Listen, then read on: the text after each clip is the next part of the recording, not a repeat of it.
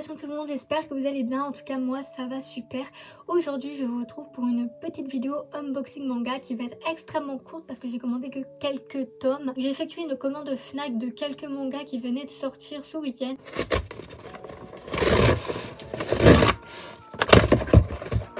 Il y en a un que j'ai précommandé qui sort seulement dans 10 jours, c'est le tome 19 de Demon Slayer, voilà. Le tome 28 de Black Clover, voilà, ça fait quelques semaines déjà qu'il est sorti, voire un mois je dirais.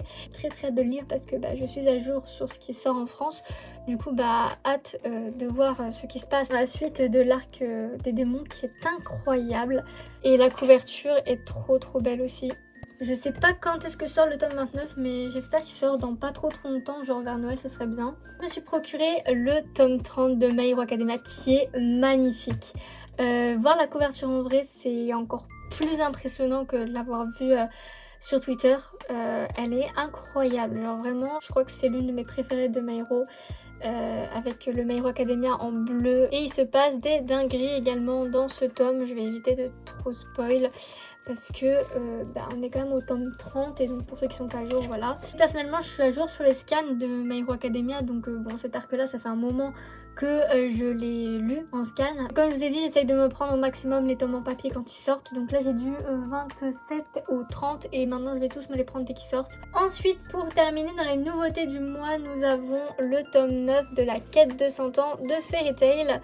C'est un manga qui se fait toujours désirer parce que le rythme de parution, je le trouve vraiment lent.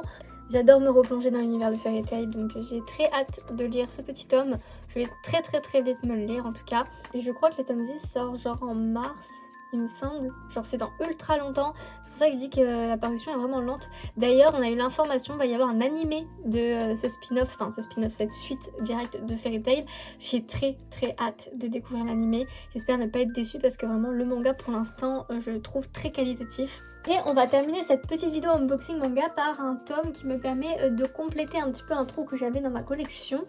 C'est le tome 2 de Bloodlad parce que j'ai également le tome 3 et 4 dans ma pile à lire et que du coup il me fallait le tome 2 pour pouvoir me lire ce manga. Et d'ailleurs je suis assez étonnée parce que moi mes mangas je les achète d'occasion. Donc j'ai les tomes 3 et 4 là et genre les couvertures ne sont pas du tout faites de la même façon.